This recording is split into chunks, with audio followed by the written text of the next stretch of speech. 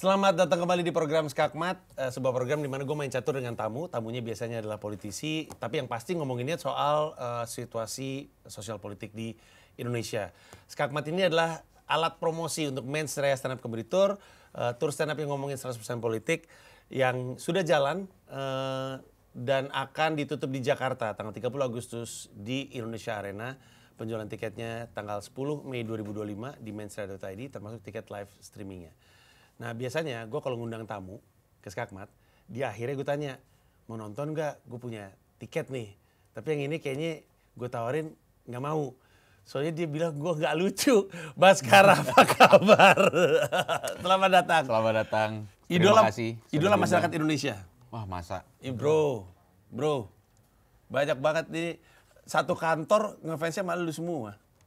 Enggak, gue kalau misalnya ada TikTok tentang gue gitu, pasti komentarnya orang-orang bitter yang kayak, ngapain sih diangkat siapa? Dia gue gak kenal gitu.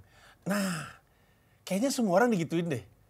Semua orang di level apapun dalam karir, ini orang siapa sih? Gitu kan? Iya, persis. Iya kan? Setiap kali dia viral, Persis. maaf ini siapa ya? Iya kan? Semua juga kayak gitu. Luna Maya aja masih ada yang gak kenal, men. Masa? Luna Maya? Udah gila, Livi Renata. Ingat gak Livi Renata viral?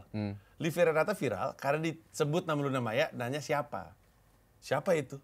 Gitu, men. Anjir, Luna Maya loh. Luna Maya loh. Apa emang yang muda-muda gak kenal sama dia? Yang pasti cowok-cowok muda sih masih harusnya kenal sama dia. Calon suaminya aja muda sekali. Nggak, tapi artinya gue berterima kasih lu hadir di sini. Terima kasih sudah diundang, terima kasih teman-teman semua. Fuck lah mereka nggak ada urusannya, nggak ada. Mereka menurut aja udah.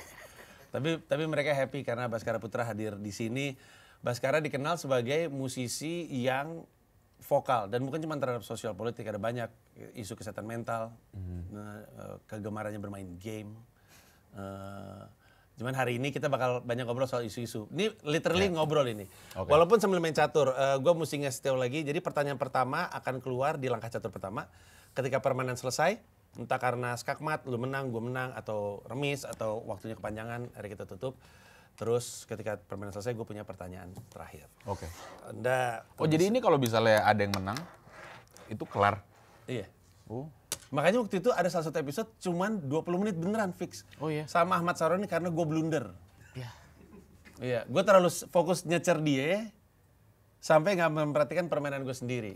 Oh gitu Iya, konsepnya. iya. Oke. Makanya Anda yang katanya les catur, Ekskul catur. ya ekskul catur. Iya. Siapa yang ekskul catur sekarang? Gua. Ekskul tuh pingpong, basket. Gue ekskul catur sampai 4 SD, terus gue merasa udah mentok, gue masuk bulu tangkis habis itu. Anjing, mentoknya karena udah tinggi ilmunya. Ya enggak, karena kan yang diajarin basic-basic aja kan anak SD gitu. Kayak ya udah apalagi yang dipelajarin. Masa gue tiap hari Rabu cuman main catur doang gitu. Enggak berkeringat. Akhirnya gue pindah. Gitu. Tapi kan berarti lu ekskul catur. Ada anak SD kepikiran untuk ekskul catur aja? Ada teman-teman gue, masa gue ngelawan guru terus? Mana dia? Dia nggak ada di sini sekarang. Mau diundang ke Skakmat juga? Enggak, pasti aneh semua. Enggak, teman-teman ekskul lu sekarang apa? Teman-teman ekskul catur lu sekarang ngapain dalam hidup? Gue nggak tahu. Ada yang lagi. berkesenian kayak lu bermusik segala macam. Nggak tahu lagi, nggak in contact juga. Taunya jadi bandar ya. Tiba-tiba bandit. Biasanya teman-teman lu yang nggak ada kabar dicek lagi, kenapa? Nyari apa gitu. Iya benar. Iya. Emang sering kayak gitu. Lu mau apa? Putih atau hitam? Gue hitam. Hitam silakan. Oke. Sambil kita set up. Jadi kesimpulannya Baskara, stand up comedian yang menurut lu lucu itu siapa? Lu dengerin GJLS tau gue? Gue dengerin gak jelas, gue subscribe yang paling mahal di YouTube-nya mereka. Satu-satunya. Respect. Gue pertama kali waktu itu kayak subscribe mereka yang paling murah. Terus gue lupa karena apa, gue nonton episode mereka yang ada videonya. Terus udah melihat mimik muka mereka selama podcast, gue gak bisa go back lagi kayak yang audio doang. Anjir lucu banget lagi. Iya. Akhirnya gue subscribe yang paling mahal. Iya. Tapi kan orang kan kalau suka GJLS nggak perlu subscribe paling mahal. Emang enggak gitu. Tapi gue perhatiin lu emang gitu ya. Kayak gue lihat salah satu wawancara lu, lu cerita lu suka game apa gitu. Terus sorry ini mana ya batasnya? Gue lupa mulu. Oh ini dia. Katanya lu suka main game, terus sebenarnya game itu kelak akan gratis anyway, tapi terus lu bayar. Oh iya, karena gue gue merasa gue harus nge-support developer ya, dia salah satu developer game yang gue paling suka. Jadi ketika lu jadi membership yang termahalnya mereka adalah juga karena bentuk support? Bentuk support. Karena ya lucu aja menurut gue gitu. Gue awalnya nggak nemu mereka juga nggak sengaja kayak suatu hari gue pulang touring gitu di sebuah bus gitu mau tidur. Terus kayak dengerin orang ngobrol kali ya biar ketiduran. Tapi lucu banget anjir. Akhirnya nggak tidur. Di hari itu gue kenal GJLS gitu. Itu pun lu kenalnya sebagai podcaster. Kalau stand up comedian siapa? Stand up comedian yang gue tahu ya, gue kayak sempat ngikutin dulu banget gitu Suci Suca deh. Kayak apa namanya? Ini emang 2 ya? Oh, iya. Kan biar kalau ini nyampe bisa tukar. Oh iya bener. Terus? Cuman apa namanya? Gue udah lama nggak ngikutin gitu. Gue baru tahu lagi itu tuh semenjak nonton GJLS terus jadi tahu karena tamu yang mereka undang. Oh ini namanya A, ini namanya B gitu. Itu di antara mereka bertiga. Kalau urusan stand up, menurut gue yang terlucu Rigen. Kalau menurut gue, tiga-tiganya sih punya spesial. Hifzi rajin bikin spesial. Rispo dia mah aneh. Kalau Ristek, Rigen dia masih rajin bikin spesial. Tapi Papan Catur udah setup. Gue mau buka dengan pertanyaan pertama. Oke. Ya, gue tadi sebenarnya sebelum kita mulai syuting kita sempat ngobrol ini. Gue dengar lu adalah tipikal orang yang kalau ngelihat berita terkait sospol itu sampai berdampak kepada asam lambung. Iya. Terakhir lu cerita yang bikin lu kayak gitu tuh ketika RUU TNI disahkan. Ya, betul. Sekarang udah ditandatangani. Udah. Iya, udah ditandatangani dan kita belum ngeliat draftnya. Iya, respon lu seperti apa? Gue udah expect sebenarnya sih. Dari awal gue, apa sih bahasanya? Dari awal gue ngelihat kayak ini semua prosesnya tertutup segala macam, gue udah expect bahwa akan seperti itu gitu loh. Cuman dia tetap nyebelin gitu. Cuman pada akhirnya yang kayak ya apalagi sih yang bisa lebih buruk dari ini gitu. Gue udah ngerasa itu. Gue waktu itu pas bener-bener pertama kali baca beritanya beneran sampai keringet dingin bang. Gue tiduran di sofa rumah gue keringet dingin, gue asam lambung, mulut gue pahit gitu. Ngelihat paginya itu berita disahin, gue inget banget paginya gue ada photoshoot sampai menuju siang.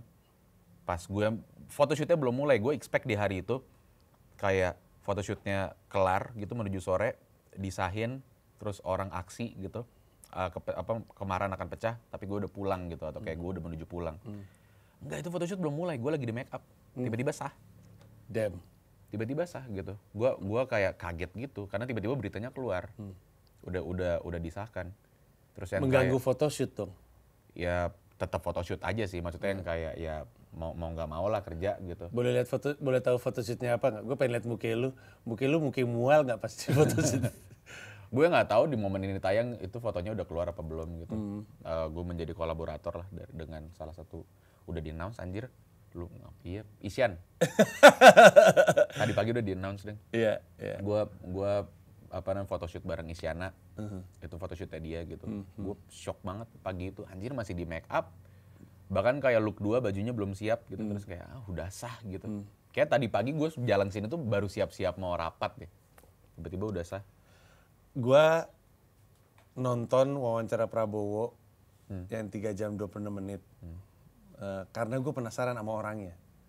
Kalau ada presiden atau capres diwawancara 20 menit, 30 menit, pasti yang ngomong program tuh. Yang maksudnya yang ngomong tuh talking points lah yang dia keluarin. Tapi kan kalau 3 jam 20 menit kan lu bisa menilai seseorang. Nggak ada lagi presiden yang menyediakan dirinya di wawancara. Dan apa penilaian lu setelah nonton 3 jam 20 menit? Nah, tar dulu, gue mau nanya, lu nonton nggak? Nonton gue. Full? Nonton full. Oke. Menarik. Anda bertanya apa penilaian saya? Sebentar ya, saya kesini dulu deh. Gue merasa ini orang belief systemnya outdated.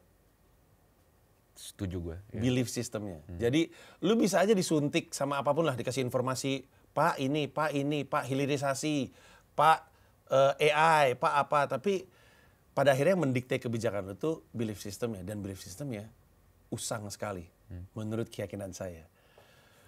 Dan gue ngabisin itu dalam 2 kali nonton. Lu 2 kali nonton? 2 kali nonton. Jadi 6 jam 40 menit? Bukan, enggak maksud gue, gue belah 2. Oh, lu belah 2. Gue kira lu nonton 2 kali. Bukan.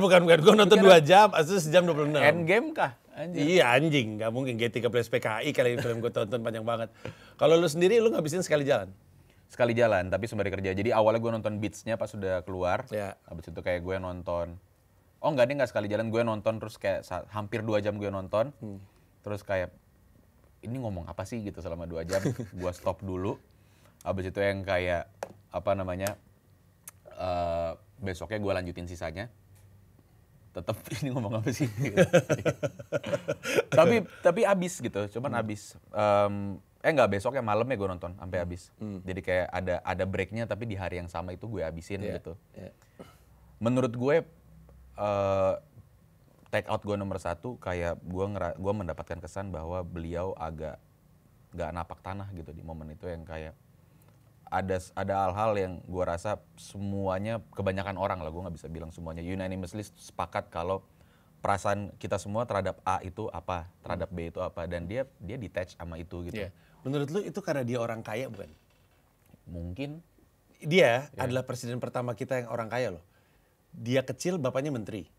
Ini tuh ningrat gitu. Ini bukan kayak Soekarno, nggak kayak Soeharto, Megawati sih mungkin ningrat, tapi Soekarno ya nggak benar-benar bisa dianggap ningrat. Maksud gue juga setuju. Kalau lu dengerin tuh kayak orang kaya pengen simpati sama orang miskin, dikit-dikit rakyat kecil, miskin, petani, anak petani nggak ada yang mau jadi petani gitu, kayak beneran kayak detach gitu. Tapi orang kaya maksud lu adalah definisinya apa dulu? Maksudnya tolak ukurnya dari mana? Orang kaya banget mungkin dia ya. Gue nggak percaya kalau semua presiden kita sebelumnya bukan orang kaya sama sekali. Iya. Gitu. Siapa yang kaya?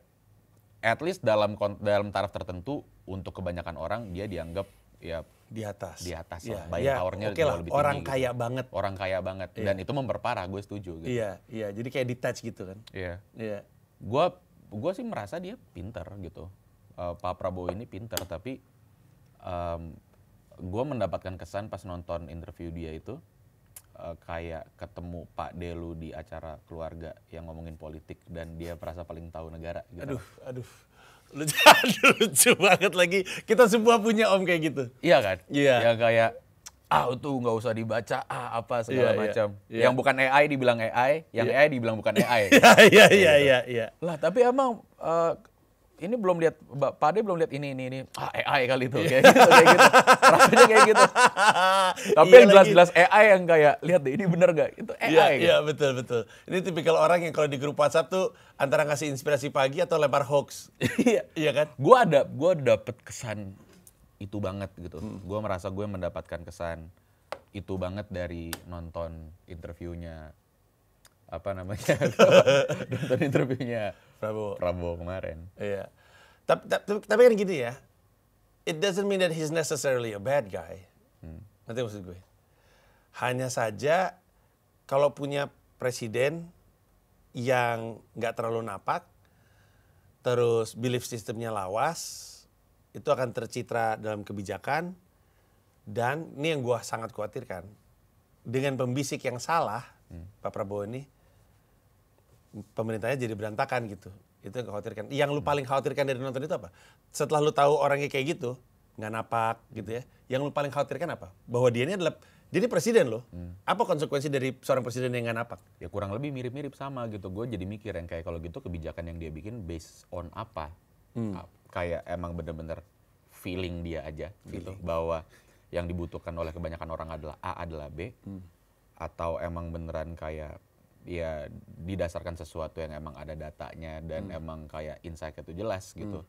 Karena ya kalau buat gue pribadi itu udah cukup terlihat dari awal yang kayak program utamanya pas kampanye kemarin adalah makan bergizi gratis gitu. Dulu makan siang gratis kan. Iya. Kalau disingkat MSG lucu juga ya. Kayak kenapa gue baru sadar kenapa gak pernah disingkat gitu. Kenapa baru jadi MBG sekarang. Bener. Oh anjir, dulu kalau disingkat MSG. Bener. Yeah. Mana ironis banget lagi kalau singkatannya MSG terus makan siang gratis. Iya bener. Kayak anjing lucu banget. Gue lagi-lagi nggak bilang itu bukan berarti itu program yang buruk, tapi kayak ini cara ngukurnya gimana gitu. Ini cara ngejaganya bener-bener mau tiap hari katanya segitu banyak yang dapat itu gimana. Dananya dari mana, efektif apa enggak. Di luar kayak ya pasti ada aja gitu orang tua yang emang mungkin buying powernya nggak tinggi dan senang anaknya bisa dapat makan siang gratis kalau benar jalan programnya. Kalau benar. Tapi kan minggu ini ada berita keracunan lagi. Ada lagi berita vendornya nggak dibayar. 1M kalau nggak salah. 1M. Iya. Kantornya dekat sini kan. Emang iya? Kantor apa? Vendornya. Emang iya? Kalau nggak salah gue baca di berita. Samperin aja Pak. Iya, lu sendiri posisi lu di MBG apa? Eh, Pro, kontra, tergantung. gue apa namanya? Gue mau ngelakuin hal yang sama lagi. Makanya tadi pas gue perhatiin, Gue anjing skill gue skill ekskul catur nih, geng. Gokil SD, nih. tapi ekskul SD. Ya, tapi ekskul catur tetap. Iya. Anjay. Oke, terus opini lu? gue gue merasa secara filosofis ya gitu, karena gue juga bukan orang yang dibayar dan punya ilmu buat bikin kebijakan. Cuman gue merasa secara filosofis lu mendingan ngajarin orang mancing ikan dibandingin lu ngasih ikan ke orangnya gitu. Apa karena dia mikir nggak ketolong? Lu gue pernah mencoba untuk, karena gue pro makan bergizi gratis. Terus gue mencoba untuk mengkritisi juga. Kenapa nggak itu? Kenapa lu langsung kayak, ya makan bergizi gratis ini kayak bentuk lain dari ngasih duit langsung kepada rakyat lah. Jangan kasih ikannya, kasih kailnya kan. Iya. Tapi gue pikir-pikir nggak ketolong. Nggak ketolong untuk langsung ngasih, atau untuk ngasih kailnya. Karena kalau ngasih kailnya nggak dikasih skill, nggak jadi apa-apa. Jadi dia pikir, gue mau quick wins percuma lah kalau misalkan gue kasih kailnya, udah makan aja, makannya bener gitu. Ya mungkin ya, cuman maksud gue kayak gini loh, kayak apa namanya, makanya tadi gue bilang itu nggak necessarily menurut gue program yang buruk gitu, karena pasti ada yang senang dapat makan gratis. Iya. Cuman potensi apa namanya tidak berlangsung sesuai dengan yang diharapkan itu tinggi banget bang, karena menurut gue yang kayak dari awal aja lu ngeliat konsep itu duitnya dari mana, itu gede banget gitu. Lu bisa bikin program apa lagi yang lain dengan budget segitu besarnya kalau misalnya ternyata ujung-ujungnya susah dijalankannya, ya udah nggak usah dijanjiin dari awal gitu, Iya. bikin program lain aja kalau Iya, menurut iya. gue sih. Gue kadang-kadang suka ngerasa ini kayaknya gara-gara Anies deh. Dia mulu yang salah. Iya, Kenapa gitu? soalnya dia bikin program DP 0 juga tuh. Oh, Kan sama kan? Iya. Bombastis, eksekusinya nggak jadi gitu, nggak ada gitu. Terus orang bilang, udah yang penting bombastis aja dulu gitu.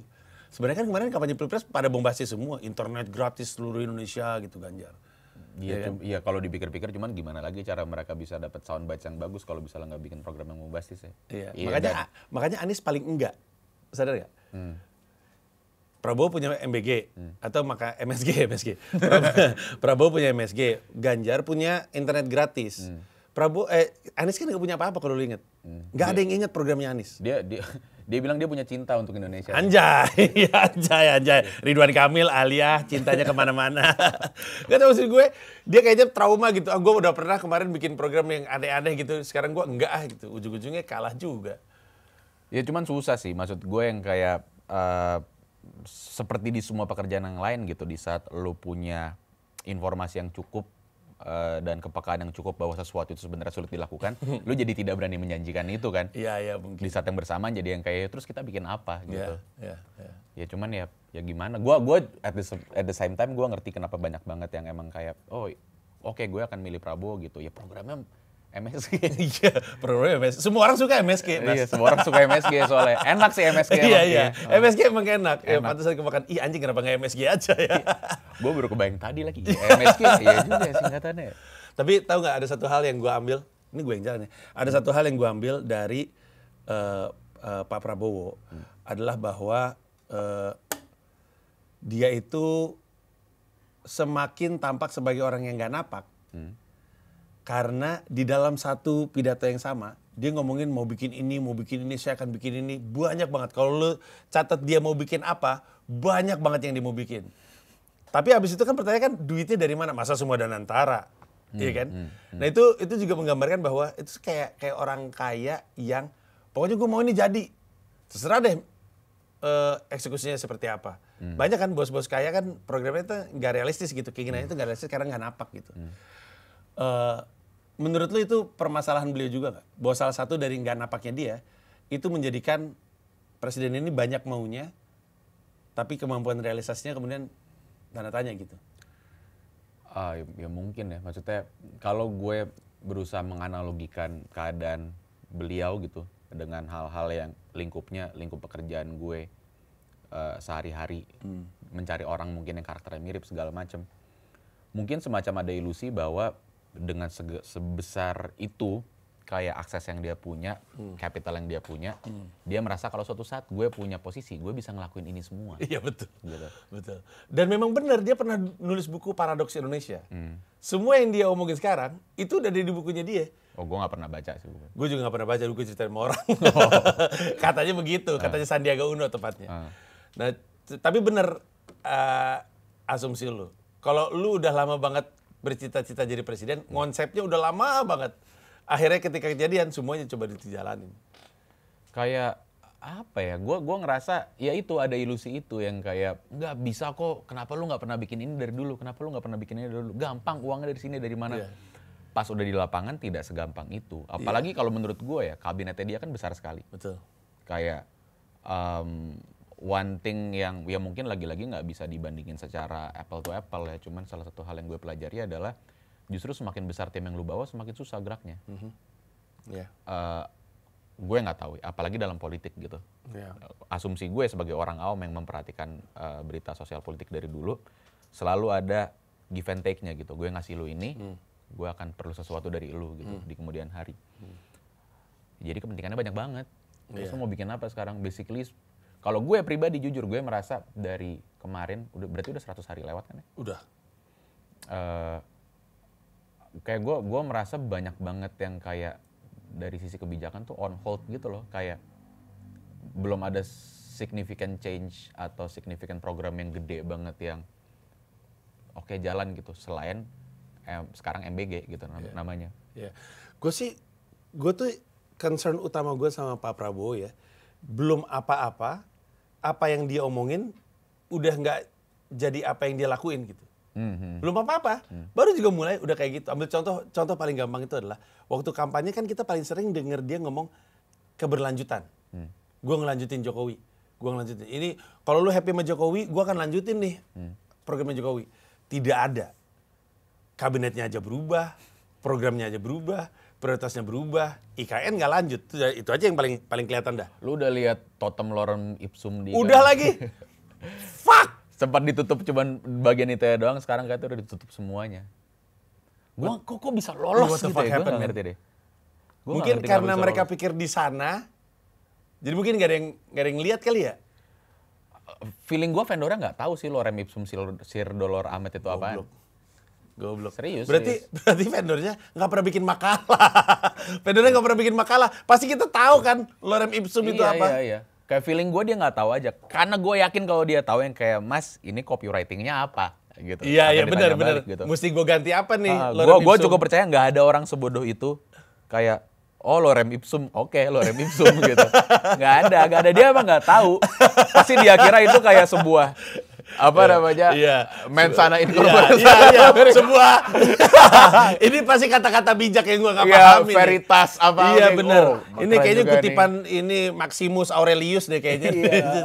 Anjing. Ditulis lah tuh lorem ipsum, ditaruh ke foto gitu. Gue kira editan awalnya. Gue juga. Karena mudah sekali untuk mengedit itu sebenarnya. Iya. Dan waktu itu sumbernya cuma satu foto. Terus gue ngeliat video ada orang lagi touring di IKN terus ada totem itu kesorot gitu berdetik doang. Iya, anjing. Gue back lorem ipsum. Anjing lorem ipsum. Apa ya? Itu tuh anekdot terhadap sesuatu yang terjadi di Indonesia. Jadi kayak idenya ada tapi yang ngerjain orang, aduh maaf banget nih ya. Idenya ada tapi yang ngerjain orang tolol, jatuhnya kayak gitu tuh. Iya sih, yang ngerjain tolol, yang ngawasin juga nggak ada. Iya, basically kosmetik doang kan. Iya. Ya cuman dalamnya itu lorem ipsum gitu. Iya. Anjing bagus banget. Semuanya kan kayak tadi tuh, gue mau ngomong akan melanjutkan Jokowi, realisasinya lorem ipsum. Iya kan? Dia ngomong, ini waktu itu gue jadiin materi stand up, dia ngomong saya nggak akan terlibat pilkada. Saya nggak akan ikut campur tangan pilkada. Dia ngendorse lorem ipsum juga. Dia bilang dia akan kejar koruptor sampai Cina, lalu dia bikin pernyataan bahwa dia akan memaafkan koruptor dan koruptor boleh balikin uang diem-diem. Jadi sebenarnya Pak Prabowo itu julukan terbarunya bukan gemoy, Bas. Lorem ipsum. Bawa default ya. Ini Times New Roman 12. Gue pernah satu malam waktu itu. Ini lucu banget ini episode. pas lagi malam Lebaran hari kedua, gue nggak tahu mau ngapain di rumah. Gue live TikTok. Paginya gue udah live TikTok main game malamnya yang kayak ngobrol aja deh gitu. Tapi karena terlalu cepat komen TikTok dan gue nggak bisa, kalau di TikTok nggak bisa dilambatin gitu kan. Betul. Ya udah kayak gue perlu ada sesuatu yang ngebikin ada percakapan bergulir. Oke, gue bikin konsep setengah layar, gue bagi 2, bawahnya itu gue baca berita. Jadi gue nanya, ini 1 minggu ini dari daerah lo ada berita apa? Kita baca, yuk kita komenin gitu. Berita 1, 2, 3, 4 gitu. Akhirnya berita Puan ngomongin kalau mau kritik UU TNI jangan asbun, lu baca dulu draft undang-undangnya gitu. Gue baca tuh dari beberapa sumber terus nyari kayak oke, gue mau baca di mana. Dia bilang kutipan ya, dia bilang ya di website DPR gitu. Gue buka live, under maintenance coy. Under maintenance? Iya. Under maintenance? Serius, itu ironis banget, dpr.go.id kalau nggak salah gue klik, page not found. Page not found. Damn. Itu poetik dan ironis di saat yang bersamaan. Bener, gitu. Bener sekali. Dan yang paling membingungkan adalah, draftnya nggak ada sampai sekarang. Di 3 jam 26 menit aja itu kan jadi perdebatan antara Uni dan Nana gitu ya. Mereka berdua bilang draftnya tuh nggak ada apa segala macam. Sampai dengan sekarang draftnya nggak pernah muncul, Prabowo-nya sudah menandatangani. Gimana coba? Dan yang gue paling nggak suka gesturnya adalah publik itu di gaslight gitu loh. Ya Kali betul. kayak dikritik yang kita kayak yang salah kesannya. Gue setuju. Sedangkan kayak lu mau memastikan kalau kita salah pun kita nggak tahu sekarang gimana caranya gitu. Kayak buat ngetes kebenarannya aja pakai instrumennya apa kita nggak tahu. Iya, dan yang masyarakat mesti ingat dan ini di highlight sama Uni Lubis adalah bahwa waktu UU Cipta Kerja juga kayak gitu. Draft yang ditandatangani atau disepakati di ketok palu itu tidak sama dengan draft yang ditandatangani presiden. Nah, semua pasal-pasalan itu munculnya tuh di situ. Nah, ini bayangin coba. Udah pernah jadi korban sebuah permasalahan, sekarang kejadian lagi dan tak terhindarkan. It's the same thing happening all over again. Pantesan lu asam lambung ya? Asam lambung. Tapi yang nggak ada yang lebih parah dari baru mulai rapat langsung disain sih. Menurut gue itu scam move banget aja gitu. Iya.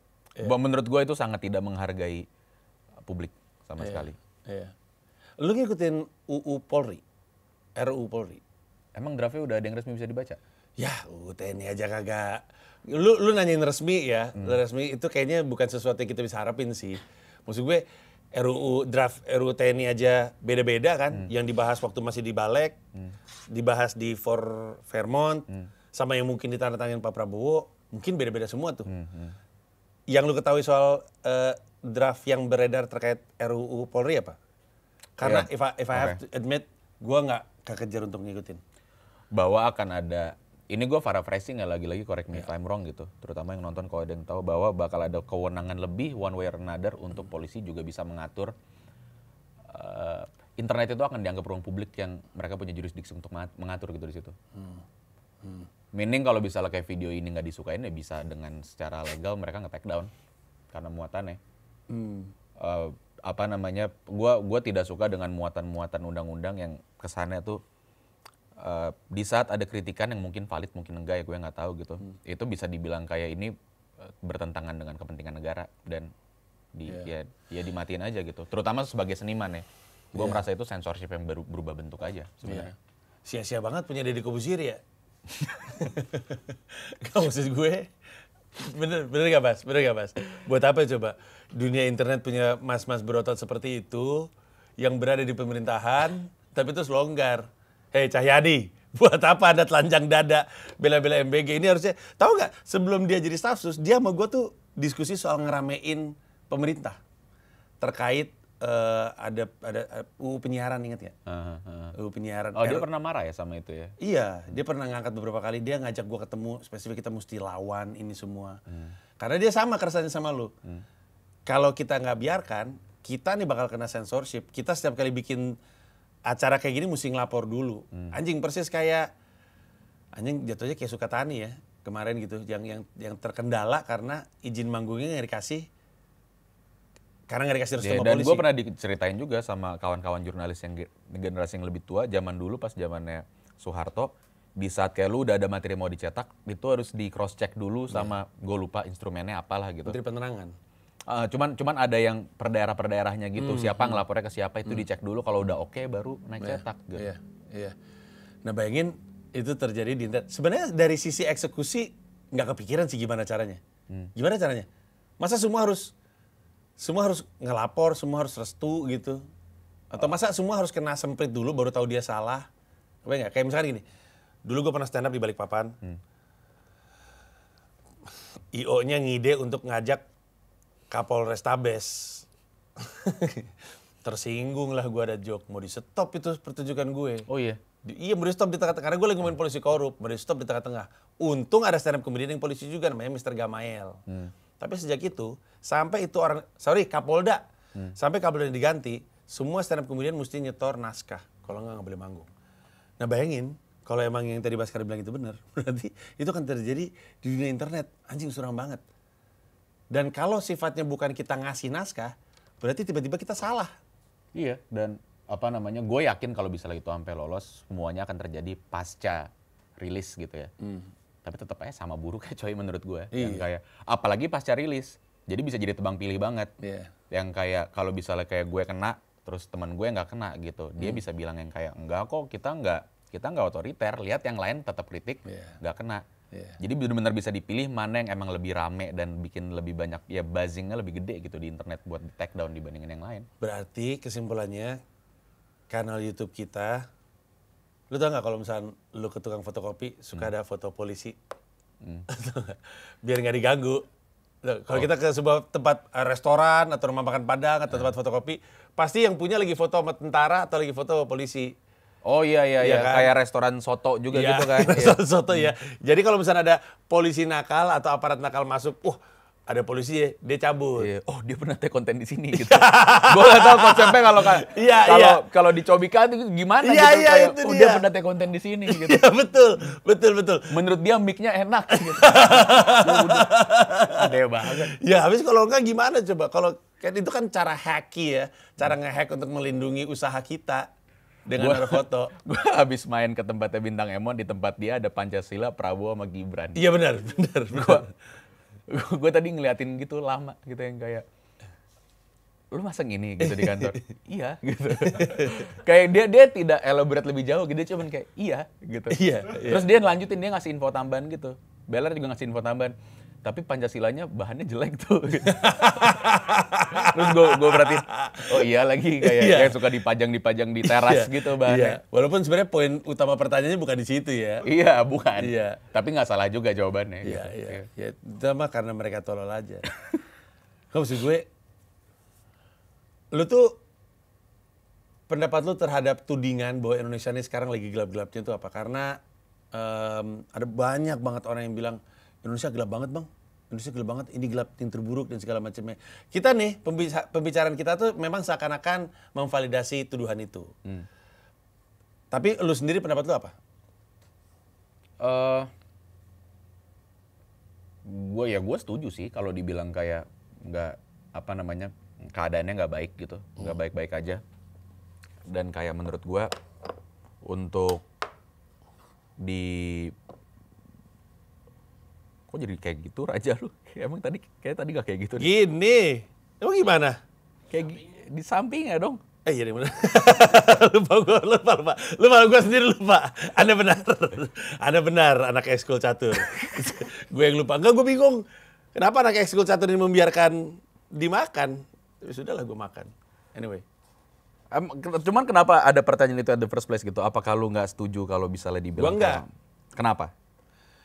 Karena aneh aja untuk orang, gue gak suka ngomong seperti ini, tapi untuk orang seumur gue, bilang bahwa Indonesia ini lebih gelap di saat gue hidup. Waktu tahun 98 ada orang diperkosa di pinggir jalan, segala macamnya. Gue masih hidup ketika gue hidup di era tidak ada korupsi, bukan karena gak ada yang korupsi, tapi gak ada yang ketahuan. Kayak sekarang gubernur, ketua umum partai, menteri, ditangkap karena korupsi, itu bukan indikasi negatif buat gue. Bagus justru ditangkap. Dulu mah semuanya kayak gitu. Cuman gak ada yang ditangkap. Makanya buat gue, anggapan bahwa sekarang Indonesia itu gelap, itu atau paling gelap tuh kayak, gue sih ngerasanya enggak gitu. Ya gue sih I could be wrong. Gue sih kalau misalnya kayak let's say misalnya di visual di panggung itu kadang-kadang naik Indonesia gelap, gue nulis Indonesia gelap, gue nggak nulis Indonesia paling gelap sekarang. Kayak, tapi menurut gue gelap ya gak bisa dipungkiri lah. Kayak lucu banget Mas Kara. Gue nggak pernah bilang kayak Indonesia paling gelap gitu, enggak. Tapi gelap still. Iya. Menurut Lagi gue, gelap. Lagi gelap. Dark ages, dark era. Dan kerasa gitu kayak menurut gue sesimpel gue mau ngomongin sesuatu gitu sekarang di internet. Harus banget gue take out of context itu tetap bisa dibaca. Karena kalau enggak gue digeber gitu sama buzzer. Kalau enggak kayak ada aja berita-berita gue yang dulu-dulu tuh dinaikin di TikTok. Itu gue ngerasain. Jadi berita-berita dulu tuh apa ya konteksnya? Gue kan pernah dibilang satanis gara-gara konser gue yang Jakarta. Lu cek aja abis ini beneran. Ini religius semua ya di ruangan ini. Sorry. Takut. Boro-boro anjing. Gua kalau ke musola nggak pernah ketemu mereka. Sorry, Baskara. Sorry gue tanya ya. Kenapa waktu itu dituduh satanis? Ada. Gue bikin patung di konser Jakarta gue.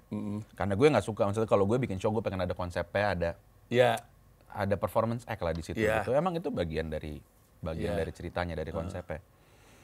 Patung malaikat gue di belakang itu gede banget, segede gedung ini. Tangannya begini. Tangannya begitu, oke. Tangannya begini. Nah, lu cek aja di gambar lain yang tangannya begini siapa gitu. Siapa? Baphomet. Siapa itu? Adalah pokoknya. Gua nggak tahu apa itu. Cuman referensi itu dari awal itu dari kartu tarot The Magician, tangannya kayak gitu juga, pakai rambutnya gondrong juga. Setahu gue, yang gue tahu, Baphomet juga digambarkan seperti itu juga dari kartu tarot The Magician gitu. Dan memang konsep gue show gue yang final yang terakhir yang Jakarta, emang horor, analog horor, itu part of the show, part of the performance gitu. Ada gue nyanyi tutup mata dan gue bawa ribuan penonton gue tutup mata gitu. Itu bukan inisiasi Freemason, enggak. Itu emang simbolis. Aduh, Tapi kayak makin sih. kayak pas dicocok login sama Anjing, orang lucu gitu, banget. pas gue baca pertama kali gue juga yang kayak, iya juga ya. Gue ada itu ya, Mas. Iya lagi. Kayak- ada iya laginya. Kayak, enggak, tapi kan gue kayak, fuck. Gitu. Ada pilar 2, yang satu Iya. runtuh. Iya. Ada tutup matanya. Iya. Wah Ternyata kayak, gue never beating the allegations banget gue, perihal gue satanis gitu. Gue cuma bilang gue enggak, Iya, tapi terserah lu mau percayanya kayak gimana. Oke, itu balik lagi. Iya, balik lagi. Tiap kali gue ngomong sesuatu yang dapat traction di Twitter, gue menolak untuk nyebut itu X. Karena katro menurut gue. Katro. Udah bagus-bagus logonya burung. Tiap kali gue ngomong sesuatu yang dapat traction di Twitter atau di TikTok, isu satanis gue dinaikin coy sama akun-akun anonim. Ya. Selalu gitu. Ya. Jangankan lu, nggak usah lu deh. Gue sih nggak pernah ya dituduh satanis. Mau nggak? Tapi Enggak lah, gila lu. Gue habis bikin skakmat sama Felix Xiao. Gila bro. Gue sekarang udah disuruh ngisi acara Kenduri Cinta. wah, konser gue juga ada musolanya, tetap dituduh gue. Apa lagi ya? Iya. Gila. Nah, nih nggak oke. Tadi gue lagi ngomong apa? Oke, lu apapun hal-hal yang lu ucapkan selalu ditarik-tarik ke situ. Gue tadi mau bilang ya, semua hal yang gue lakukan itu pasti ditarik ke semua kesalahan gue di masa lalu, benci kucing lah, dukung Anies lah, itu mah udah pasti lah ya. Tapi yang mau gue tanya itu adalah emang tweet-tweet apa saja yang pada akhirnya menghasilkan serangan balik? Nggak semua tweet lu diserang balik kan? Tweet-tweet apa? Apakah ada topik tertentu yang selalu diserang balik? Banyak sih sebenarnya yang gue komentarin banyak. Cuman kayak most recent gitu yang dikomentarin. Gue bahkan nggak ngomongin specifically kasusnya apa. Cuman gue bilang kayak gue mengutip gitu quote unquote kalimat kayak politik nggak ngaruh apa-apa ke hidup gue gitu. Terus gue ngomong yang kayak nggak ngaruh gitu. Tapi lu nggak sadar kalau lagi ngaruh. Dan akan makin gampang ngelihat tandanya kalau sebenarnya ngaruh ke hidup lu tunggu aja gitu. Itu gue naikin tractionnya tinggi banget di TikTok tinggi, Instagram tinggi, di Twitter tinggi. Itu satu, itu heboh banget gitu. Pas kemarin. Padahal sekilas nggak nyerang siapa-siapa. Nggak nyerang siapa-siapa gitu. Tapi yang nyerang itu pun juga yang kayak coba apa namanya orang-orang kayak lu ngomong doang, coba apa yang Pak Prabowo gini anjing, gue bahkan nggak nyebut nama politikus ya. Lu nyebut sendiri. Iya betul. Kayak betul, itu sering terjadi. gue lumayan sering ngetes gitu kayak naikin sesuatu yang nggak nyebut apa-apa sama sekali, terus tiba-tiba buzzernya tuh ngomongnya tuh bawa nama siapa gitu. Itu salah satu cara paling gampang ya. Selain kayak caranya Regen yang emang dicari jalur dananya. Iya. Apa namanya, pas peringatan darurat kemarin yang warna biru juga gue ngajak yang musisi naikin kan di layar. Dan ternyata gue juga nggak expect ternyata rame gitu, banyak yang naikin. Se-Indonesia tuh banyak banget, sampai yang main di acara-acara kecil pun pakai proyektor gitu naik. Gue kena banget di situ, di sikat kiri kanan. Banyak banget. Dan gue udah sekarang tiap kali mau menyampaikan sesuatu atau ngomong sesuatu, udah tarik nafas saya sembari klik send gitu, karena pasti 2-3 hari ke depan akan heboh sama buzzernya segala macem, ditarik-tarik ke situ lagi. Itu buat gue salah satu tanda aja kalau apa yang terjadi sekarang udah lebih buruk dibandingin mungkin beberapa tahun ke belakang gitu. Maksud gue yang kayak kenapa orang kalau nyebut Indonesia harus disebut jadi Wakanda atau Konoha gitu. Sesimpel yang kayak ada sesuatu yang lo harus melakukan swasensor kan. Kalau bisa lu nggak takut, lu nggak bakal coy nyebut nama politikus tapi biar nggak bisa masuk search engine A-nya diganti 4 gitu. Enggak, santai aja. Kayak di Amrik gitu kalau ngomong santai aja. Tapi di sini lu takut karena lu tahu pasti disikat abis itu. Nah, tapi ini menarik nih. Sikatannya tuh kan horizontal ya. Dulu pra internet, konflik horizontal itu kan adalah karena kalau ada social unrest di antara masyarakat, yang gua turunin aparat jadinya kejahatan HAM atau pelanggaran HAM, ya kan? Masyarakat protes, ditekannya sama TNI, pelanggaran HAM deh tuh. Jadi supaya nggak pelanggaran HAM, dibuatlah ormas-ormas ciptaan. Iya, gua mau bilang barusan, makanya pakai ormas sekarang. Betul. Dulu diciptain ormas, berbagai macam ormas tuh. Entah itu pendekatannya Pancasila atau pendekatannya agama. Tapi ormas itu ada banyak allegations bahwa itu diciptakan. Sekarang kalau kita perhatiin, sebenarnya kekuatan-kekuatan ormas itu kan udah mulai berkurang. Segala macam ormas itu, ya ramenya ada, tapi nobody gives a fuck about them. Sekarang terjadi di sosmed. Jadi tetap konflik horizontal, tapi kelihatannya antar masyarakat, walaupun sebenarnya buzzer. Jadi sebenarnya dari dulu sampai sekarang, pemerintah punya kelompok untuk menyeimbangkan social unrest tuh ternyata masih sama-sama aja ya? Masih sama-sama aja, iya banget. Menurut gue kayak, gue ngerasa, dari gue masih bocah, gue udah punya akun Twitter gitu kan. Gue ngerasa, serius, maksudnya bocah relatif to now ya. Maksudnya kalau di momen itu ya gue udah umur SMA gitu. Tapi gue ngerasa kayak konflik-konflik horizontal ini tuh baru muncul di era-era Pilgub Jakarta. Agree. Pas pertama kali Jokowi menang. Agree, betul. Sebelumnya gue nggak pernah ngeliat itu. Terus kayak gue nggak tahu kayak dipelihara gitu. Kayak kultur tersebut dipelihara. Separah-parahnya itu menurut gue pas, dan gue baru sadar beberapa tahun kemudian gitu. Separah-parahnya tuh pas Anies lawan Ahok menurut gue. Dan gue pernah ngomong ini di tempat lain juga. Gue merasa collateral damage dari Pilgub tersebut itu gede banget, masih banyak banget orang di hidup gue yang punya orang terdekat yang sampai viewpoint kehidupannya berubah gara-gara itu. Dari yang tadinya nggak A jadi A banget dan nggak mau main sama B, tadinya B jadi apa banget dan nggak mau main sama A gitu. Beneran yang kayak jadi ada segregasi bang, dulunya nggak ada gitu. Dulunya mah santai. Dan kayak gue ngerti kenapa banyak banget orang yang sama politik aja tuh nggak usah sama 98 deh, sama pemilihannya itu trauma gara-gara ngeliat itu. Itu collateral damage-nya gede banget menurut gue. Iya, dan yang lu bilang tuh benar. Gua juga sampai sekarang ngerasain dampak dari itu. Aryan nggak pernah ngomong sama gue lagi. Aryan Seringai. Oh, Kang Aryan? Iya. Dulu gue deket banget waktu masih di Sindurpa ITB. Deket banget. Di Twitter pun masih retweet-retweetan. Sampai ada pilkada.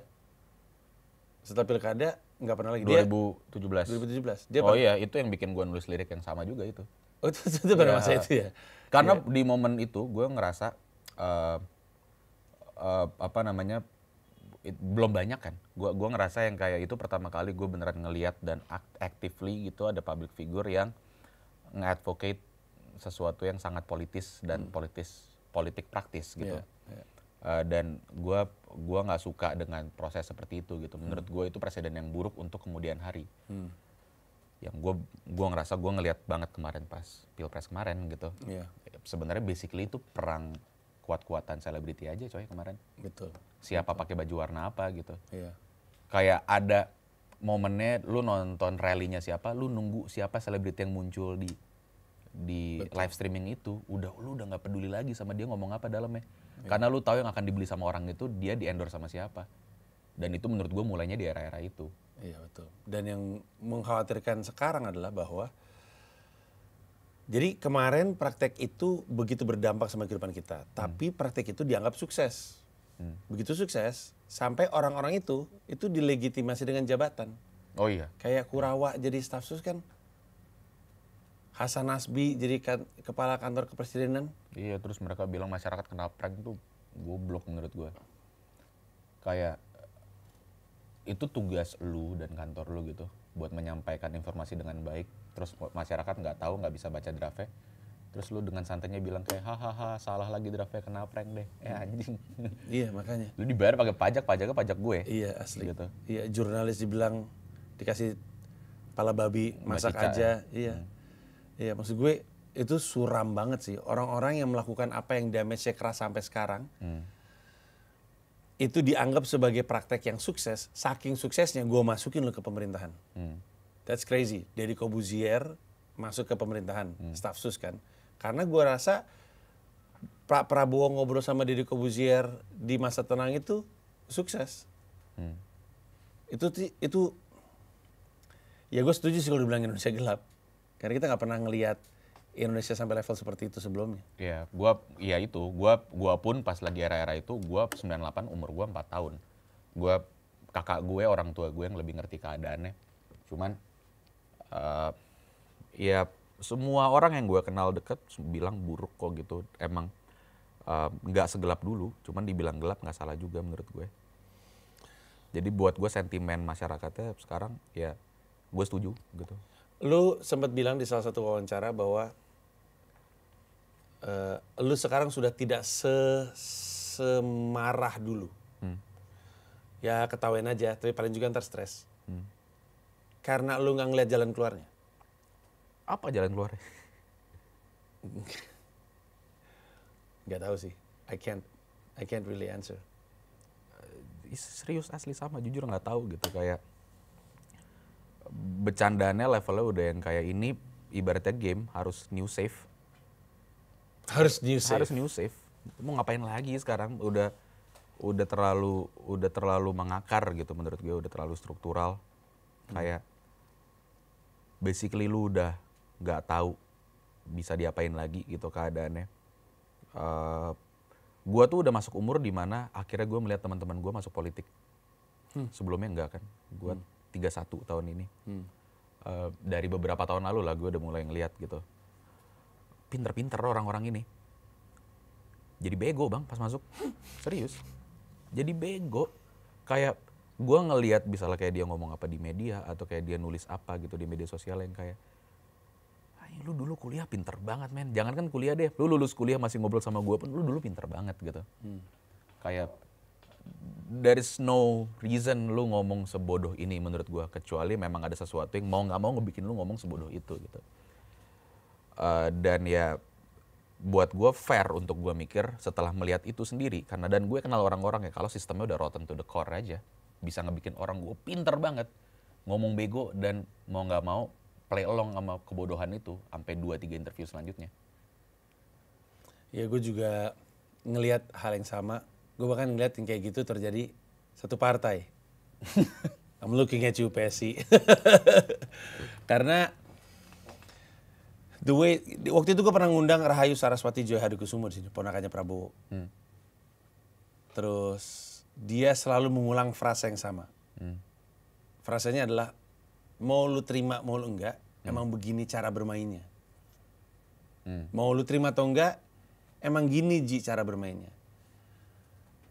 Dia ngomong tidak dalam niat untuk menyerang, dia ngomong dalam niat untuk bilang kalau lu mau melakukan sesuatu, ya mau nggak mau harus dalam koridor ini karena nggak bisa diapa-apain lagi gitu. Orang penguasa keputusan politik adalah pimpinan partai. Bambang Pacul udah paling jujur tuh. Itu pernyataan paling jujur seorang anggota DPR tuh. Korea-Korea ini nurut sama atasnya. Jadi kan kalau misalnya kita tahu DPR yang harusnya jadi wakil kita ternyata memegang kepentingan atasnya, terus kita punya peluang apa coba? DPR ternyata bukan kita, pemerintah juga bukan kita.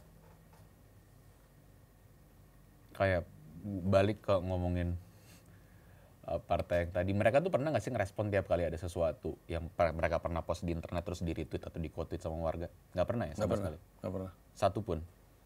Nggak yakin sih gue. Ada SOP-nya nggak feeling lu? Yang kayak suatu hari mereka dikumpulin di satu ruangan. Oke guys, kayak tweet dari tahun 2000 berapa belas ke belakang. Nggak boleh kita engage gitu. Nggak tahu gue. Gue rasa sih, nggak tahu ya. Kayaknya sih mereka nggak se-organize yang kita pikir deh. It turns out they're just ants. Terus udah gitu mereka punya ratu. Yeah, everything goes kayak zombie gitu. Yaudah gue ngikut aja gitu. Makanya orang-orang yang tadinya happy banget atau berapi-api banget menjadi politisi, pas kesana tuh semangat itu hilang gitu. Gue pernah ngeliat teman-teman gue udah nggak sama gitu air mukanya.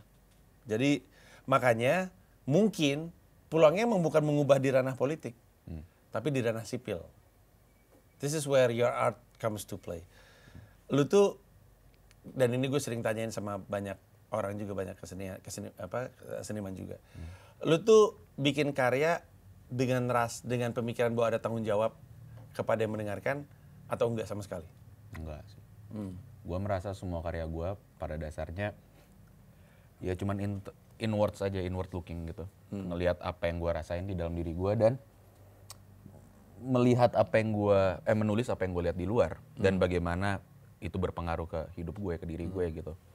Misalnya Fish gitu, dia band gue yang pertama, gue basically yang gue tulis ya itu kemarahan gue atau ngedumel gue kayak ngelihat apa yang kejadian gitu.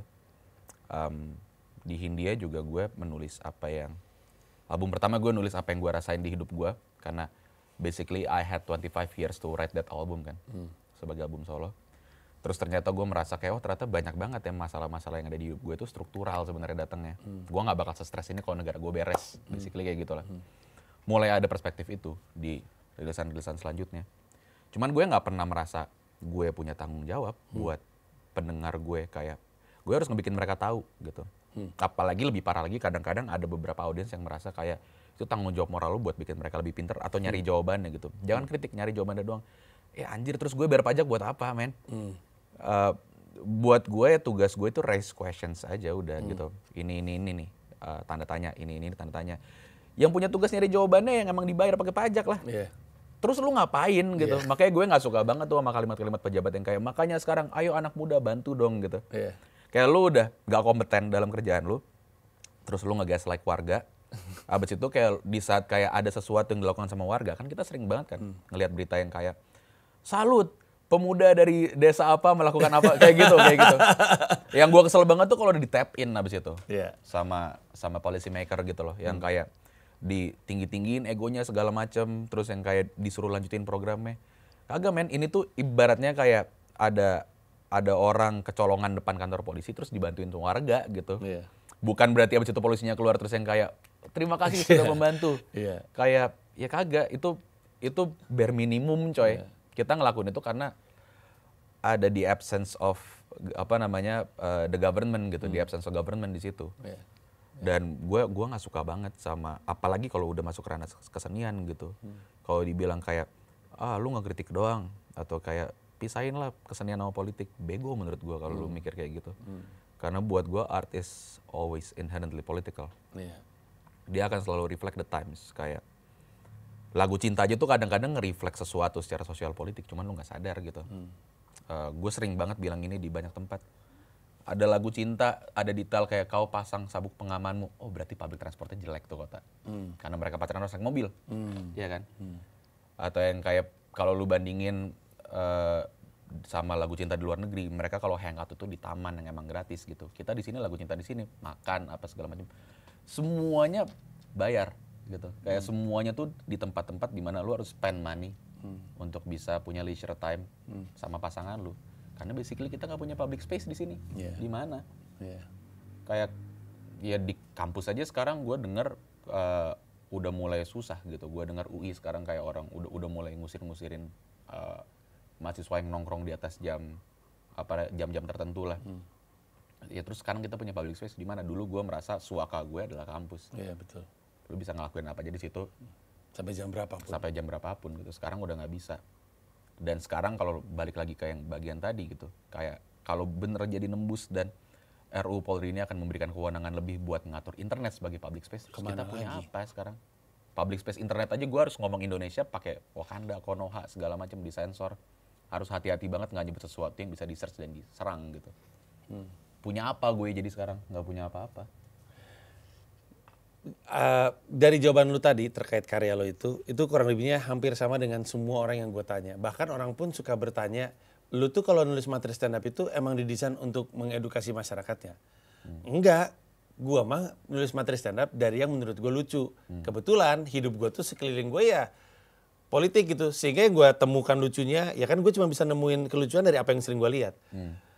Nah, berarti kalau emang kita semua karyanya itu adalah tentang apa yang kita rasakan tanpa punya niat besar untuk mengedukasi dan mengubah Indonesia, berarti kan akan ada masanya keresahan itu berubah. Lu ngeliat Iwan Fals kayak sekarang di kepala lu apa? Kayak gue nih, sorry ya, gue setup ya. Kalau gue nih, gue tuh suka ngerasa, kenapa sih lu berharap banyak sama Iwan Fals? Iwan Fals sekarang sudah berubah. Kata gue, lah masa aki-aki umur 80 lu masih harapkan untuk ngomong hal yang sama ketika dia umur 28? Ada yang salah kan? Dia mah udah tua, dia mah udah biarin aja gitu. Kalau dia maunya, aku lelaki tak mungkin. Terserah dia. Jangan diharapkan untuk kritis, karena waktu gue kritis adalah karena pada masa itu gue gak ada niat numpung apa-apa, karena gue pengen cerita aja emang itu yang gue rasakan gitu. Lu ngeliat beliau gimana? Gue pertama gue setuju gitu sama kayak pikiran kayak lu berharap apa, bener, karena sebenarnya seniman lu ya emang bukan tugas dia juga sebenarnya menurut gue buat jadi seseorang yang kayak memberikan jawaban atas keresahan masyarakat warga selalu gitu. Bagian itunya gue ngerti, cuman gue juga mengerti kekecewaan orang gitu, karena dulu ya dia dianggap voice of the voiceless gitu, voice of the people juga. Jadi di saat kayak tiba-tiba kayak ada sikap yang berubah mungkin segala macam dari sudut pandang publik, gue ngerti. Gue pribadi sebagai orang yang kayak Om Iwan tuh holy grail gue lah gitu, gue ngelihat dia. Kadang-kadang kalau ada kayak gue inget Om Iwan pernah nge-tweet adili Jokowi, emang Jokowi salah apa sih gitu, rame banget kan itu di Twitter. Kalau dibaca tweet itu, satu tweet berdiri sendiri tanpa konteks, itu jadi sesuatu yang menyebalkan gitu. Cuman kalau lu perhatiin sampai kayak berbulan-bulan, 1 tahun 2 tahun sebelumnya bagaimana Om Iwan nge-tweet, nadanya gitu terus. Jadi gue jadi mikir, apa ini sebenarnya sarkas gitu. Dan mungkin miss-nya adalah ya kan teks nggak ada nadanya ya. Jadi mungkin untuk level untuk sebuah bentuk sarkasme pun itu adalah sesuatu yang kayaknya nggak tepat gitu untuk dikeluarkan di momen itu. Tapi dan again beliau kan udah senior gitu, udah berumur. Yang kedua, he couldn't read the room. Iya, itu. Dan yang kedua, kayak menurut gue ya mungkin emang ada cara berbicaranya dia yang kita nggak tahu atau kita nggak ngerti aja, dan again ya udah senior gitu, udah tua. Jadi gue di saat yang bersamaan gue ngerti kalau ada orang yang kecewa gitu sama beliau. Di saat yang satu lagi juga gue cut him some slack lah, dia udah tua gitu. Lu mau, maksudnya ini benefit of the doubt yang gue berikan ya ke Om Iwan, yang kayak at least dia nggak jadi koruptor, men. Lu ngerti nggak sih? Yang kayak itu buat gue Om Iwan itu adalah salah satu contoh terbaik menurut gue ya. Kita terlalu jahat sama orang baik dan terlalu baik sama orang jahat gitu menurut gue. Kayak gue ngerti, gue valid, menurut gue kekecewaan orang valid. Tapi untuk sampai kayak di bash gila-gilaan menurut gue juga too much juga gitu. Kayak apalagi sampai diberikan demand untuk menjawab maksud lu apa ngomong kayak gini gitu. Karena buat gue itu nggak semua orang itu punya kewajiban untuk explain themselves gitu, dan kita nggak pernah punya kewajiban itu. Dan yang gue nggak suka sekarang di internet gitu di Indonesia, gue merasa kita pelan-pelan berubah menjadi society yang selalu memberikan demand ke orang untuk selalu explain themselves gitu loh. Kayak maksud lu Klarifikasi. apa bikin lagu kayak gini, maksud lu apa nge-tweet kayak gini segala macam. Kalau gue nggak mau jawab gimana gitu. Iya. Kalau kayak gue mau biarin ini jadi bola liar gimana, terserah gue gitu. Dan sebenarnya Om Iwan ya melakukan hak dia tersebut dengan seutuhnya gitu untuk tidak menjawab itu ya. Iya. Gua nggak kenal beliau. Gue pikir lu kenal beliau. Gue pernah kerja bareng beliau. Tapi mungkin nggak cukup untuk tahu isi kepalanya ya. Iya pasti. Iya. Ya pasti yang cuma keluarganya doang mungkin. Ya, atau mungkin orang yang memang lebih dekat sama dia yang akan tahu maksud di balik pernyataan tersebut. Karena menurut gua, kalau kita mau berprasangka buruk, menurut gua dia hanyalah bapak-bapak out of touch. Nggak tahu gimana cara berkomunikasi di ruang publik seperti Twitter. Nggak ngeh bahwa tweetnya dia tuh nggak ada nadanya. Nggak ngerti konteks dari apa yang lagi rame dibahas di Twitter. Dia mah bapak-bapak lagi nggak tahu deh, nyantai ngopi, tiba-tiba masuk ke Twitter, terus keluar lagi tanpa ngelihat ini tuh lagi ngapain ya ya ruangannya lagi seperti apa. Gua ngerasa itu. Iya, itu satu. Atau kalau itu kan kalau mau prasangka buruk ya salahnya di situ. Prasangka paling baiknya adalah apa yang terjadi sama Tifatul Sembiring. Lo ingat nggak Tifatul Sembiring pernah nge-tweet internet cepat buat apa sih? Terus rame banget. Kominfo macam apa ini? Masa Menkominfo nanya internet cepat buat apa? Abis. Tapi itu baru tweet pembukaan. Sebenarnya dia mau bikin thread ya. Betul, dia lagi bikin thread. Internet cepat dibutuhkan untuk gini. Itu dia tuh kayak guru anak-anak. Ada berapa sila di Pancasila gitu. Kan nggak mungkin anak-anak guru goblok masa Pancasila nggak tahu gitu. Dia sebenarnya lagi ngebuka kayak gitu. Gue soalnya nggak tahu juga lanjutan dari tweet itu. Gue tahu tweet itu.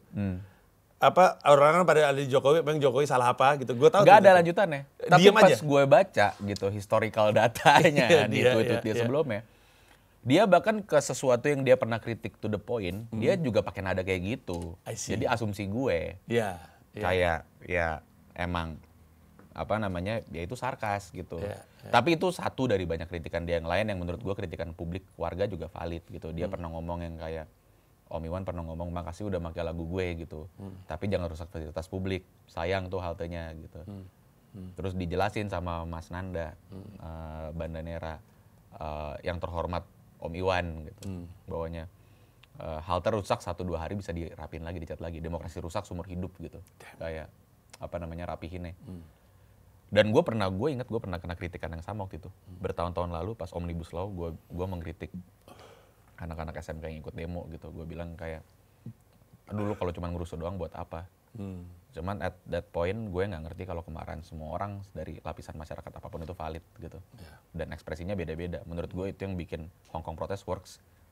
Karena nggak dipaksa kayak lu harus ikutin cara gue. Kalau lu mau protesnya pakai stick it, post it, silakan. Lu mau ikut sama gue pakai goggles, pakai apa, belajar nutupin apa gas air mata, ayo gitu. Dan mereka semua jalan paralel dan menurut gue itu butuh gitu. Lu nggak bisa maksa semuanya damai. Lu nggak bisa expect semuanya damai gitu. Gue juga sebenarnya ada dalam posisi selama ini itu nggak terlalu setuju sama demo yang bakar-bakar dan segala macamnya. Tapi waktu Pak Prabowo ngomong, kan dia ditanyakan waktu diwawancara 3 jam 20 menit, yang dia tuduh itu dibayar, itu juga salah satu belief system yang outdated. Masa Parno sama negara curigaan sama rakyat sendiri, anjing aneh banget. Tapi kan dia sempat bilang gini bahwa ya boleh lah kalau mau melakukan sesuatu yang benar, jangan pakai cara kekerasan. Nah di situ gue ke-trigger karena gue bilang of all people orang paling nggak punya hak untuk ngomong kayak gitu Pak Prabowo. Karena Pak Prabowo dalam rangka melakukan hal benar pernah menculik. Pak Prabowo paling tidak punya hak untuk ngomong jangan pakai cara keras karena dia nyulik juga. Lu pernah ngerasa nggak bahwa anjing ini kayaknya akan jadi periode pemerintahan yang panjang nih? Ada satu. Bahkan belum 1 tahun loh, Basir. Ada satu teman gue musisi juga. Gue ini pasti jadi sesuatu yang bakal kalau jadi soundbite bakal diserang lagi gitu sama orang kayak lu lebay lu apa segala macam. Cuman gue inget banget momen hari pelantikan. Itu malamnya tuh gue lagi ngapain gitu ya. Terus gue nge-WhatsApp teman gue ini, gue bilang kayak, Gan, anginnya beda gitu malam ini. Gua nggak tahu apa, gua nggak bisa ngejelasin apa, cuman ngelihat pelantikan malam ini, ngelihat pelantikan hari ini, gue ngerasa anginnya beda. Dan gue ngerasa perasaan ini bakal panjang, dan gue punya feeling yang sangat gak enak kalau ini baru mulai doang gitu. Dan rasanya kayak gitu coy, kayak kerasa nggak sih 100 hari pemerintahnya Pak Prabowo ini berat banget gitu, yang kayak ada terus aksi di mana-mana. Udah ada berapa gelombang aksi besar coba dalam 100 hari ini. Kalau relatively dibandingin sama kayak pemerintahan sebelumnya gitu, bahkan sama Jokowi, nggak sesering ini coy. Betul. Aksi. Sampai nggak tahu, sampai harus mungkin berterima kasih kali sama dia, sampai bisa ketemu format-format aksi yang baru yang menurut gue inovatif gitu. Peace Camp ini buat gue keren banget. Peace Camp? Lu tahu nggak sih lagi pada camping di depan gerbang Pancasila sekarang? Di depan gerbang? Pancasila. Depan DPR, di gerbang ini, DPR. Lagi pada camping? Nggak berhenti, camping terus.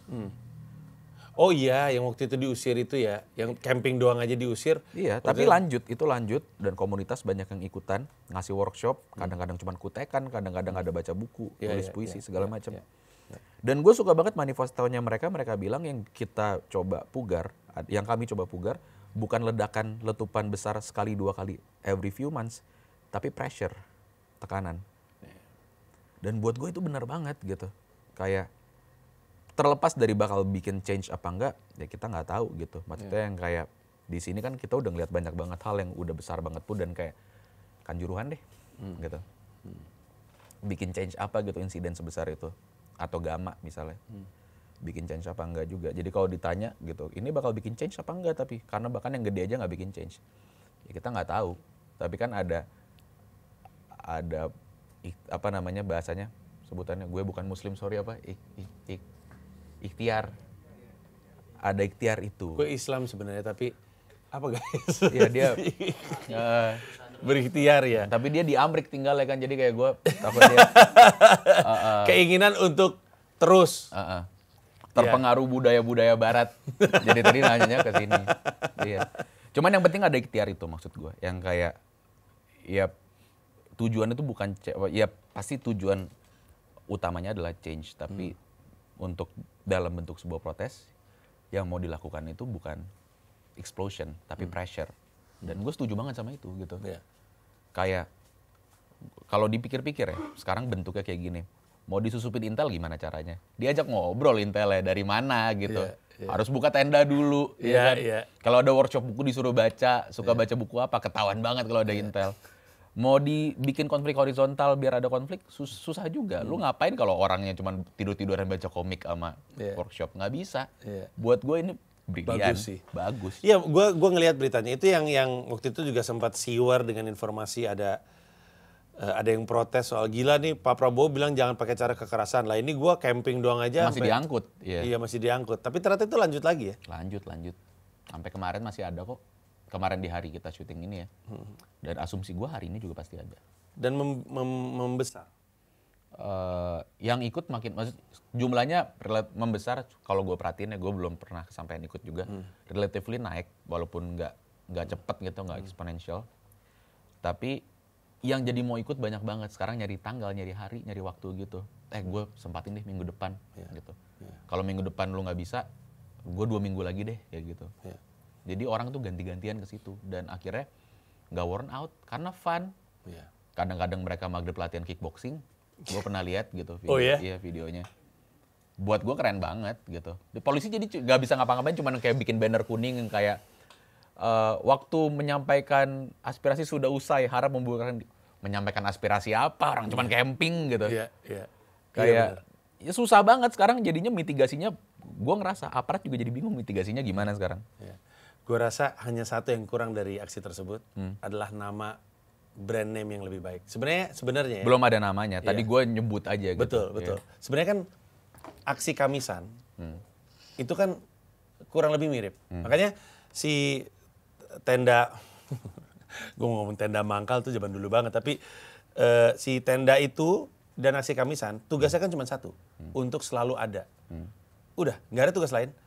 Seandainya Bu Sumarsih dan kawan-kawan itu berhenti, nggak ada yang ingat sama sekali kali. Nggak ada yang bahas sama sekali. Soal apa yang terjadi waktu itu, soal anak-anak yang hilang dan segala macam, soal 98. Tapi bahwa mereka selalu ada tiap kawin baju hitam, payung hitam, nggak ngapa-ngapain, cuma ngumpul aja.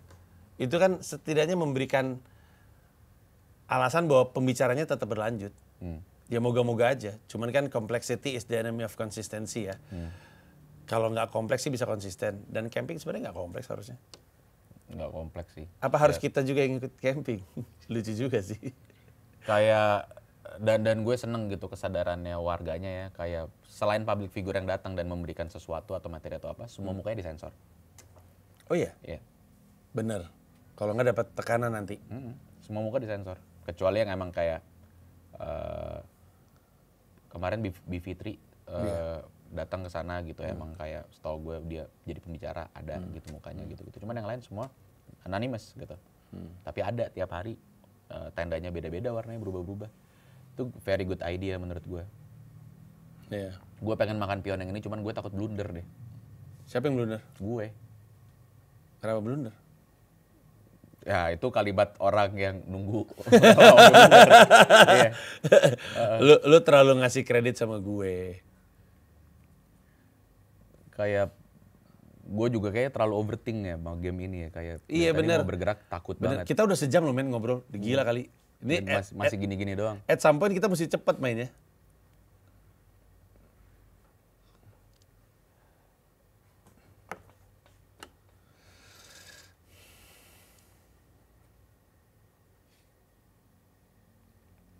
Ini kita udah masuk segmen kita main doang nggak ngobrol. Sering terjadi memang.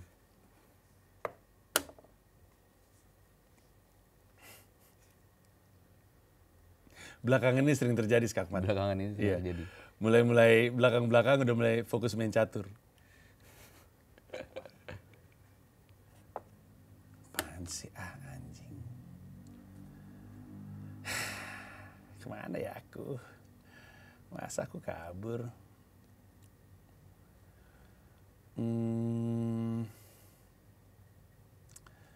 Tukeran.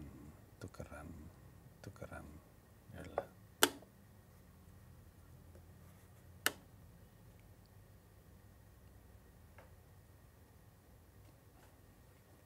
Udah lah kita belaga gila aja deh. Kalau nggak kelar-kelar nih kita main ini. udah mulai ngasal ya. Intelektualitas kita mulai dilihat ketika kita bermain speed nih Bas. Ayo Bas. Ayo Bas. Ayo Bas. Aduh pasti gua akan blunder. Udah gak usah aneh-aneh lu deh. Aduh kita kemana ya?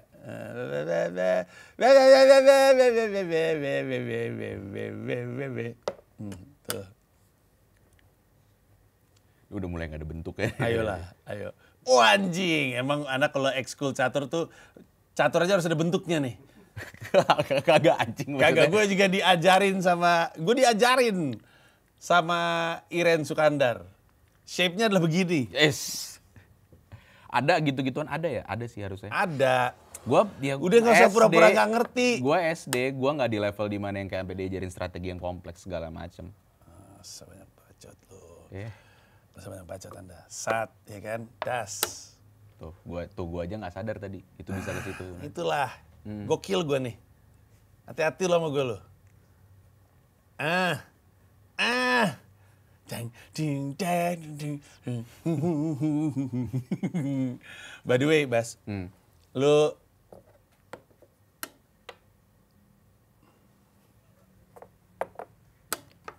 mantap. Keren ini kita. Keren kita, Bro. Keren kita. Ngasal. Tuh. By the way, lu punya konser? Iya.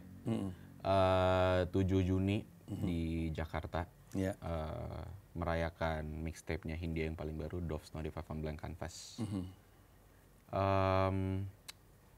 Tiketnya at this point di hari syuting ini tuh baru akan dibuka lagi gelombang 2-nya. Kemarin udah habis yang gelombang 1. Gue nggak tahu video ini kapan tayang. Kemungkinan besar pas tayang udah nggak ada tiketnya. Udah habis. Gak apa-apa. Ini kan tanggung jawab promosi anyway. You have to. Nanti dimarahin lagi lu. Iya, Lu kagak ada nyebut-nyebut sama sekali. Lu main catur doang anjing nggak apa-apa gitu. Iya juga. Ngapain lu kesini kalau nggak ada ngomong-ngomong Iya. sama sekali? Dari tadi tuh. What about the concert yang menurut lu tentunya orang kayak perlu tahu? Tentunya kayak tiap kali show dan show sendiri ya, bukan di acara orang, gue punya keleluasaan untuk bisa ngelakuin hal-hal yang tidak mungkin bisa gue lakukan di tidak mungkin bisa gue lakukan di acara biasa gitu. Karena kan banyak lah keterbatasannya kalau di acara biasa, dari sesimpel panggungnya udah ngikutin punya acara segala macam bla bla bla gitu. Ini gue udah kejadian kemarin satu titik yang di Bali gitu, kayak bikin LED Nabi Adam gede banget. Dan visualnya. Sorry, maksudnya LED Nabi Adam, maksudnya LED-nya gede. Iya. Lu belum pernah lihat sepeda Nabi Adam ya? Ntar dulu, ntar lu jadi masalah lu. Enggak, Bilang aja LED gede. Ini ngomong kayak gini jadi kesannya jadi bakal ada masalah beneran nih. Orang yang nonton jadi kayak, iya juga kenapa gue masalahin ya gitu. Sebenarnya biasa aja, jadi kepikiran. Iya, kan lu bisa ganti sama gaban gitu. Segede umur. Iya. Kalau gaban. Lah, anjing. Ada zaman sekarang juga ngomongnya gitu, Bas. Masa masih kayaknya segede gaban masih di Gen Z masih ngomong segede gaban? Fuck lah. Kagak. Feeling gue sih. Ya oke, LED gede. Iya, maksudnya ya hal-hal sesimpel itu ada. Dan materinya beda gitu. Materinya ya materi-materi lagunya lebih banyak, 2 jam segala macam, ada performance act juga in a way, mungkin bisa dibilang seperti Tapi itu. emang orang juga expect experience sih kalau nonton lu ya. They know that already. Hanya saja pertanyaannya satanis apa enggak gitu kali ini. Pertanyaan itu ya. Bukan. Anjing, pertanyaannya experience apa yang akan terjadi. Gue tahu gue kalau nonton basket, nonton Hindia gitu, itu pasti ada ada experience-nya. Cuman pertanyaannya itu yang lu janjikan. There's always going to be an interesting experience. Udah gitu aja kan. Ya. Intinya itu. Ini gue akan kalah. Gue udah Bishop gue udah habis duluan, susah. Apa sih maksud lu? Gue gak ngerti deh. Gue kan mau skak. Anjir, itu aja gue gak sadar tadi. Nah, karena walaupun kita sudah buka informasi bahwa lu pernah ekskul catur sampai kelas 4 SD. Yang gue belum ungkap adalah gue ekskul catur sampai dengan 3 SMP. Anjay. Bohong. Gua kira itu tadi udah keren banget sih. Taunya kagak. Udah pasti kalah sih ini. Kenapa sih? Kenapa? Lu khawatir apa? Ya enggak, enggak banyak yang bisa gua lakukan aja. Orang gua nggak peduli mainnya. Lu pikir gua mainnya mikir? Tuh kan gua kan jadi nggak tahu nih mau ngapain sekarang. Ya udah. Oh enggak deh, oke kalau gitu. Gua Anjir udah habis semua ini. Makan-makan ke samping dulu dah, sat. Tas. Ini udah ngayam-ngayamin doang nih ya? Kagak.